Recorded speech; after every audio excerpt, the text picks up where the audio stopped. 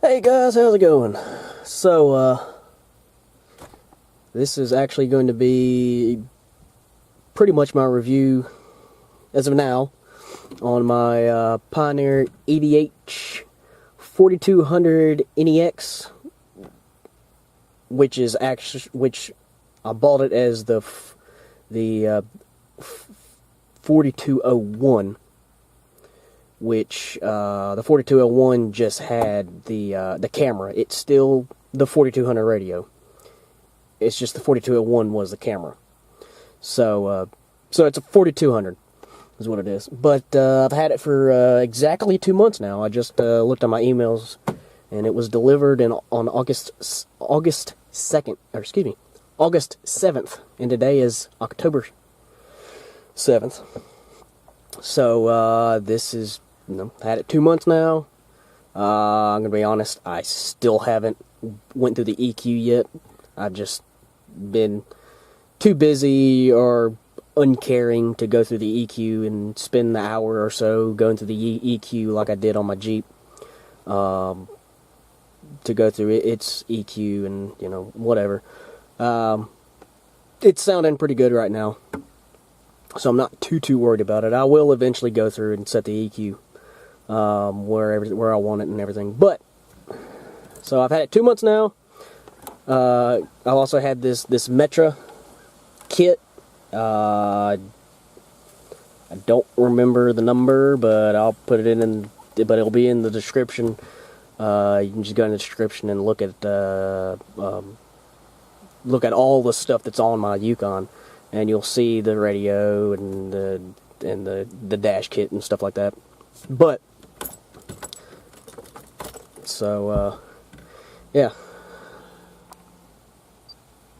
So NEX, just Pioneer.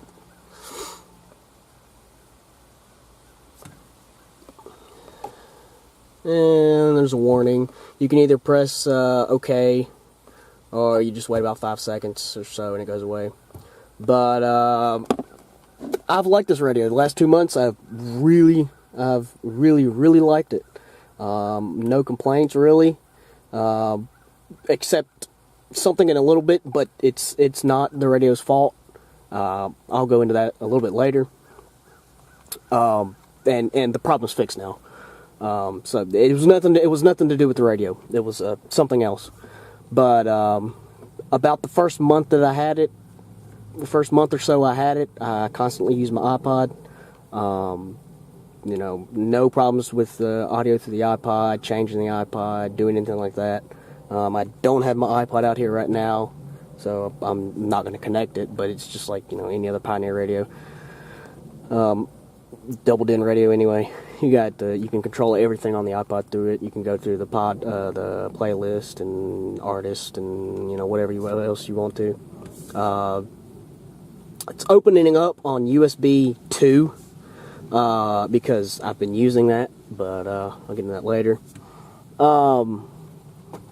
But again, nothing really matter with the radio. The dash kit is honestly, it's okay. It works. It lets you put a double-din in. I don't like this gap up at the top. I don't like it hanging down right here. Probably zoom in, be better. There's a gap right there. It's still pushed against the radio. I cut a little bit too much off, but honestly, it's not too bad. It's not too bad unless you get underneath here, and you can see there's a gap going back behind there. I can stick my finger in. But this is the cheaper dash kit, the more premium dash kit, which is the one that I want and the one I will eventually get, maybe. It's a full dash bezel. From the vents aren't included, but from here all the way to here, and it's this whole dash piece. It's all this brown color though, or brown gray or black. It's either gray or black. It's not painted, so if you want it painted, you got to paint it. You also have to take your vents out. It comes with a new pocket because this stuff's kind of shifted around a little bit. So this is the cheaper kit, and honestly, it's got some stuff to be desired. Like I say, I really don't like how flimsy that is. But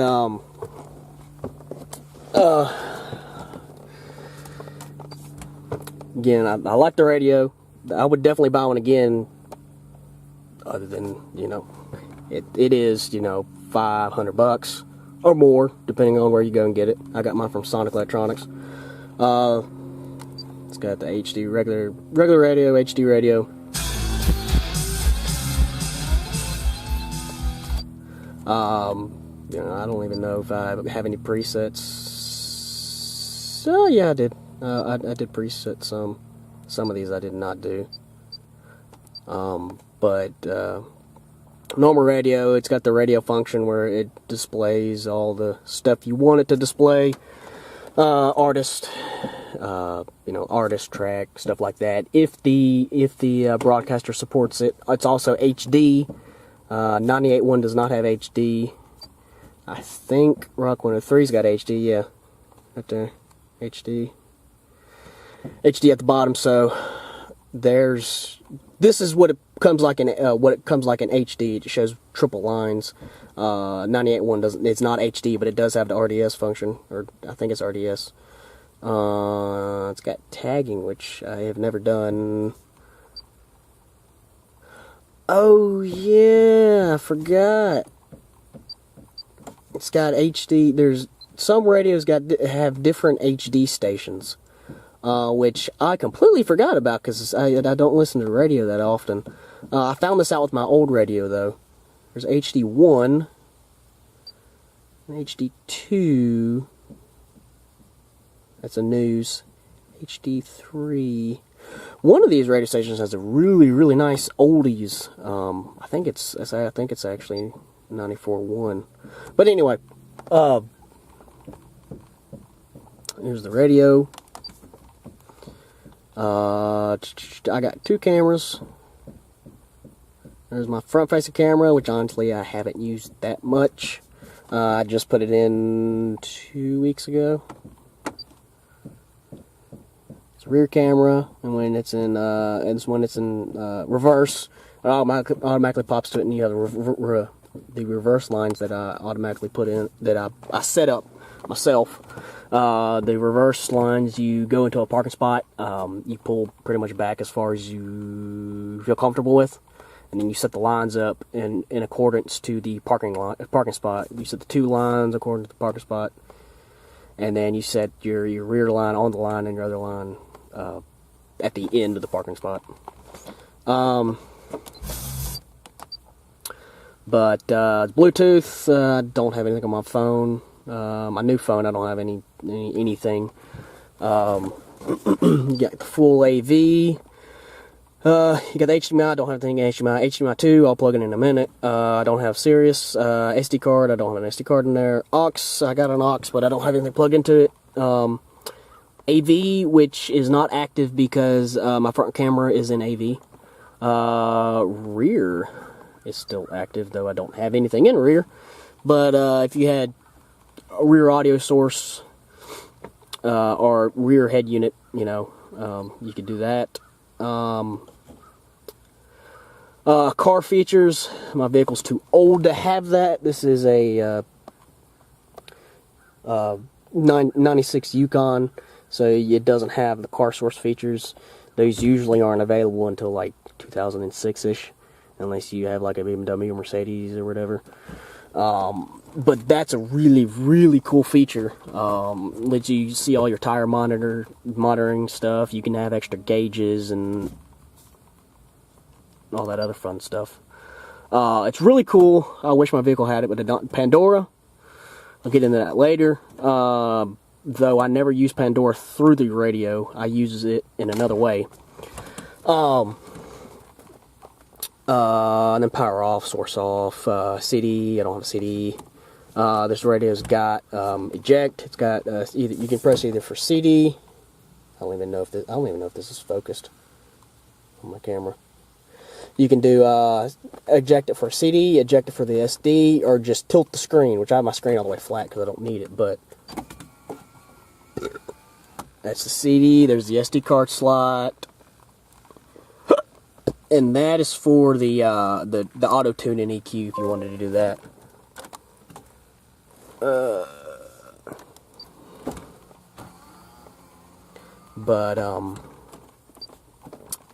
Settings, you got all your AV stuff. I'm not going to go through all these. You can go through, there's plenty of videos on how to actually go through the radio and do everything like that. I'm just kind of, just an initial review. Camera, I went through that in another video. Demo mode, language, restore settings.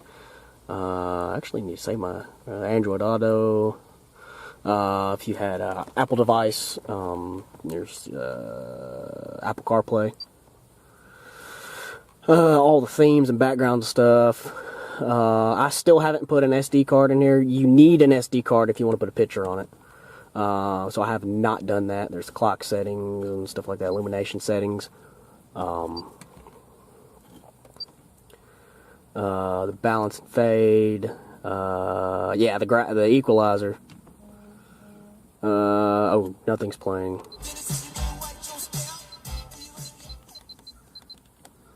But yeah, I haven't even gone through the EQ yet. I did bump the treble. I bumped the treble up because the treble was a little too low. So I bumped the treble up to compensate for the mid and the bass. Rear speakers. You can also did that take it off? Nope. You can star stuff, and you can have it in the star settings, so you don't have to scroll through all this while you're driving on the road if you want to go through some settings. DVD, honestly, haven't put a DVD in it yet, and I haven't put a storage. I haven't put a mass storage device or anything on it yet. It's got videos and stuff. I might actually try that this afternoon. If you do mirror link, you can actually put your phone on the screen. You do that with HDMI on Android. You can put your phone on the screen and watch videos and stuff like that. Though it is somewhat limited. Mirror link, I think, limited. There's limitations on what apps you can use. So I don't know actually the video quality yet. That's one thing that I haven't done yet. Something I might try this afternoon. And then your Bluetooth settings, phone connection, ring, pin code, anything like that. But then the way that I was listening to music, like I said, was through an iPod. I have now switched. I got a new phone about a month ago. It's the Google Pixel, not the Pixel 2, so not the new one. Which is fine. I'm usually always a generation behind on whatever phone I got, whatever phone I get. The last phone I had was a Motorola Moto X, second generation, and not long after I bought it, the third generation, which they called the Pure Edition, came out. Even though my second generation was the Pure Edition because it was a 64 gigabyte unlocked. But this is the Google Pixel 128 gigabyte, or 128, 124 gigabyte, whatever. It's 120 something gigabyte. And fingerprint scanner, stuff like that. But I really love this phone. But what I have been using is something you might have heard, which is Android Auto. Should automatically launch because I have an auto launch. Phone goes in Android Auto mode, which locks out from you being able to do anything else on the phone, but you can manipulate it. You used to it won't always let you do that. It will not always let you do that, but now you can go through any apps and stuff you want to. Though anything you ever need will be on the screen. Except text. Text it will only read to you, and you can voice reply back, which it's actually kind of nice. Android Auto, I freaking love it. It's the GPS is nice. I like it.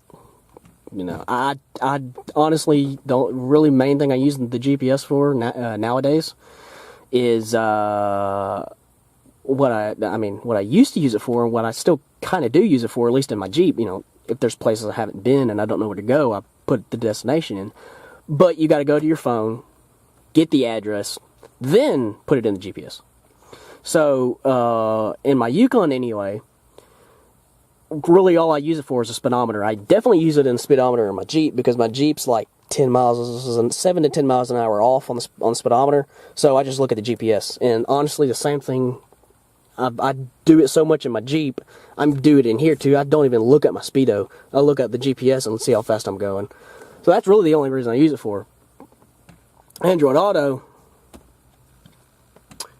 Google Maps, and that's what I use it for. I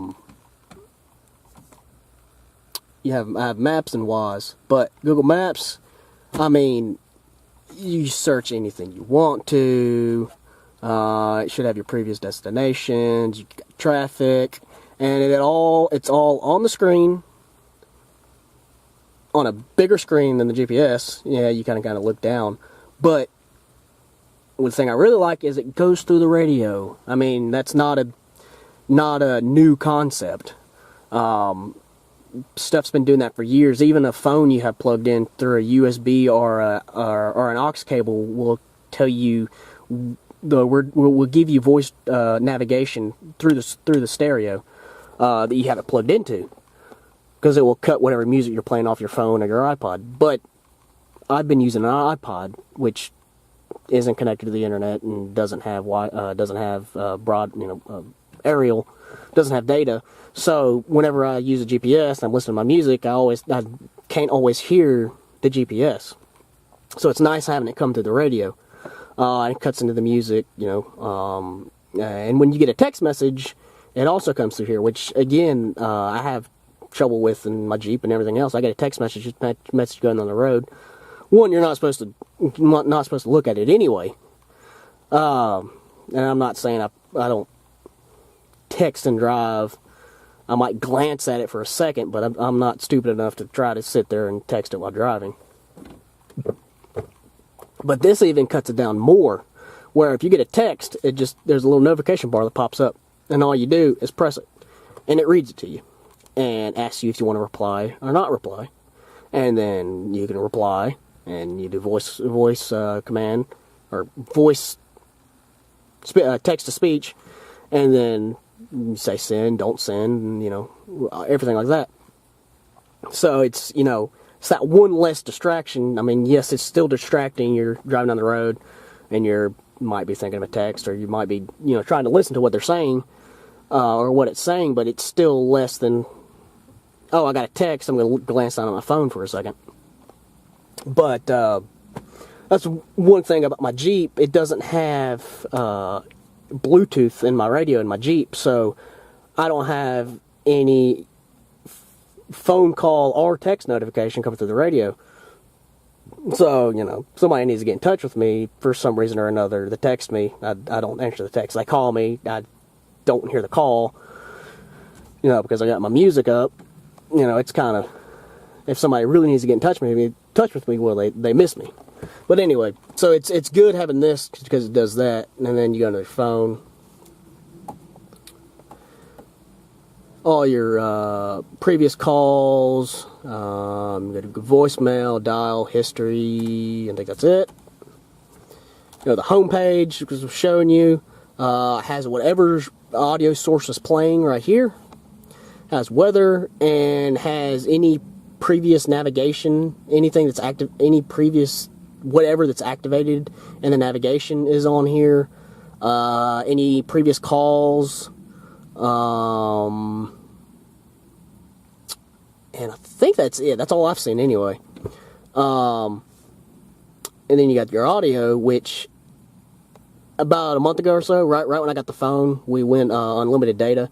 So I've started using Pandora. So honestly, I haven't even had my iPod playing for a while. Even in my Jeep, I'm playing Pandora through the phone because my radio won't play Pandora. But you can use Pandora through this. And you got your thumbs up, thumbs down, skip track, all your radio stations are right here. got all your stations you want to listen to. You got to press at a certain spot. But any of your radio stations you want to listen to are all right there. If you have a ton of them, you got the, you know, what letter it's going to be. But through Android Auto, there's a lot of different other apps you can download. The Waz was extra. Google Music is standard. And then you got iHeartRadio, which I downloaded, Pandora, which I downloaded, and a police scanner, which I downloaded. I had more. I'm going to be honest. About a week after I got my phone, it tried to update overnight, and it messed up the update, and it sort of bricked the phone. Where it wouldn't recognize the home, the touch button for the home on the screen, and it did a whole bunch of other weird stuff. It wouldn't do cellular data and a whole bunch of other weird stuff. So I ended up having to do a factory reset. Well, so I lost a lot of the stuff that I actually used when I transferred stuff over from my old phone. So there's a bunch of other, I had about 4 other things that I downloaded, which I honestly didn't use, so I didn't re-download them. But my dad's new phone did the same thing. He's got a Samsung, I don't remember what, but it's the new Samsung. His phone actually did the same thing. So it's not specific to my Google Pixel. It was some Google update that messed it up. But, and the last button sends you back to the Pioneer interface. But, so yeah, like I've been saying, did not mean to do that. Wanted to do that and do that.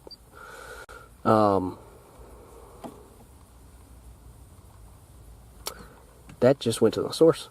Oh yeah, and you can kind of get Pandora through whatever audio device is playing in your Android Auto. It says Android Auto. If you do mode, it goes swaps between Android Auto and the interface from the actual Pioneer interface, which is actually good because that is really bright at night. Even the even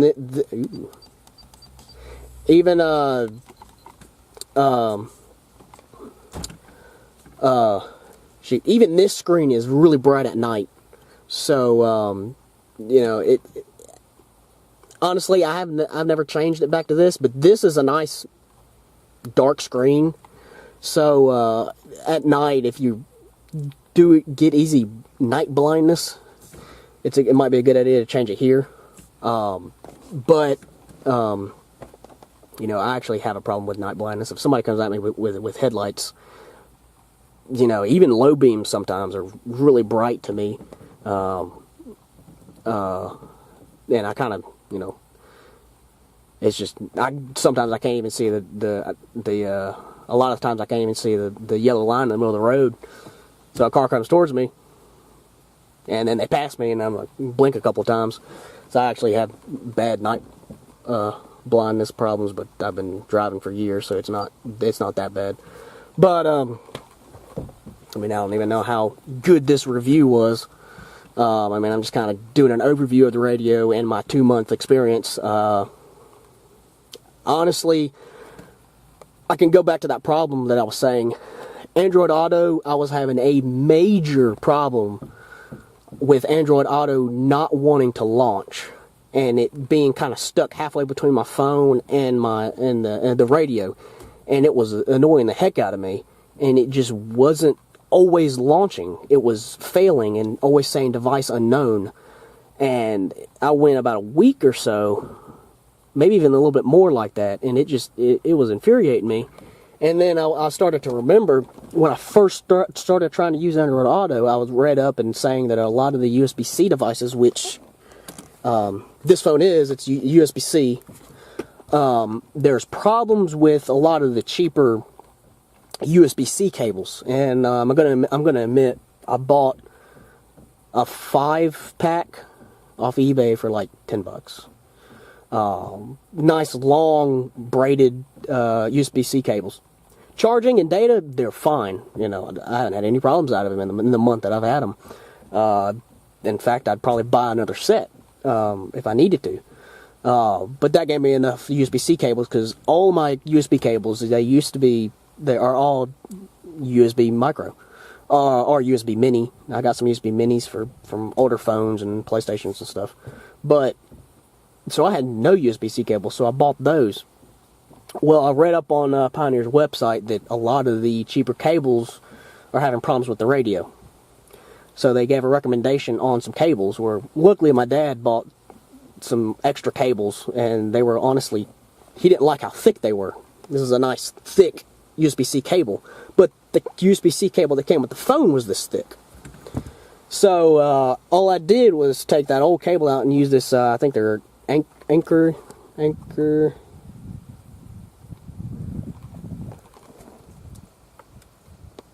key, which honestly we got a lot of, I don't even know, I guess it's key.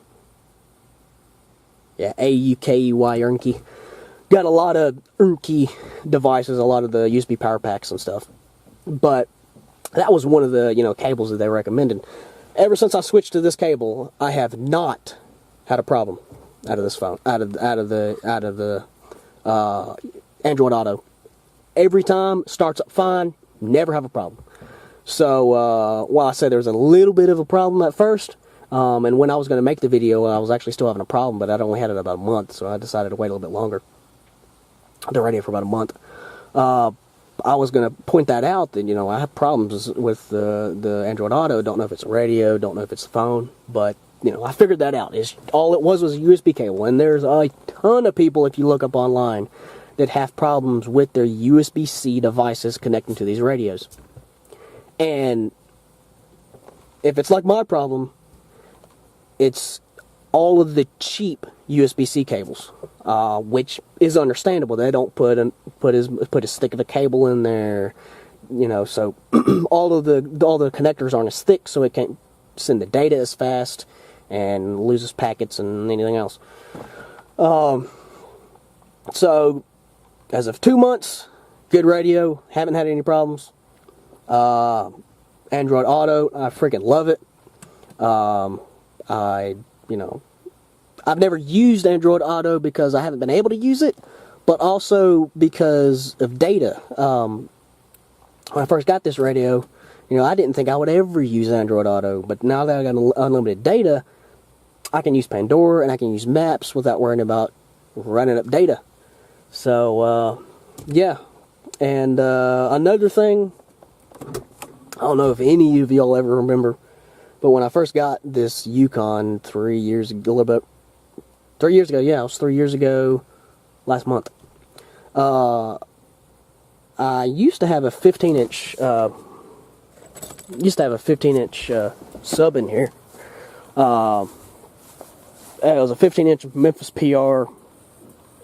And ever since I got this thing, I've always complained about it, and not necessarily complained about it, but I've never liked it. I don't like the way the 15 hits. Now, I've come a long way since I've had that thing. I got two 12-inch CVR kickers in there and a 1500 watt amp. I don't listen to my music anywhere near as loud as I used to, except, I'm going to be honest, I'm kind of getting that way again. I kind of fell away from listening to my subs really loud for the last couple of years, but now I'm kind of slowly getting back into it. And it just depends on how I feel. But look right there, I got two Memphis 12 PRs. It's actually in a Memphis box too. It's got Memphis embroidered on the top of it. But I got those from a guy at work. They're practically brand new, and I got them for probably half price. I probably got that whole setup for half the price that he paid for it. But I love those 212s. They hit so much better. This is actually my old sub. This is what used to be in the Yukon. this big old Memphis 15 and this box which is friggin' falling apart because it's water damaged. The rear hatch leaks on the Yukon. But I love those 12s. I might do a video on it. I don't know. I don't do videos of subs anymore due to copyright and stuff like that. I might upload a video of them. I don't know. I still don't have everything set up right. Nowhere near set up. I just put them in on the same settings as the 15-inch sub. So it hits good sometimes, not other times. My Jeep still hits a lot better. I've actually been driving my Jeep the past week, and I forgot how hard my Jeep hits. It's freaking crazy. I definitely didn't cheap out on my Jeep. But that's a 30-minute video that I was just pretty much rambling the whole time. But yeah, this is just kind of a 3-month overview of the radio. I don't know if I talked about everything I wanted to or talked about more. I don't know. But I like it. I honestly can't complain. If you made it all the way to the end of this 30-minute video, which is probably going to cut off here in a minute. I think it cuts off. If you made it all the way to the end of this, I might have a surprise coming next week. Well, yeah, next week. I might have a surprise coming, and I hope it falls through. So, yeah. If I don't want to say too much about it, because if it doesn't happen, you won't be left out. If it does happen, you might be. I don't know. I don't want to say too much about it, but yeah, there might be something coming next week. I really hope it does. I was supposed to get it this week, and some stuff happened, so I should be getting it next week. But yeah, radio. Honestly, for this being my first double din, I can't complain. I honestly give it a 10 for it being my first radio. Well, I mean, yeah, I pretty much give it a 10 for it being my first double din screened radio. There's really nothing that I can't complain about yet. I might do, you know, maybe another review later on, and it might be more comprehensive. I don't know. I didn't want to go into too many details because there's a crap ton of videos on on YouTube. So, anyway, I'll talk to y'all later.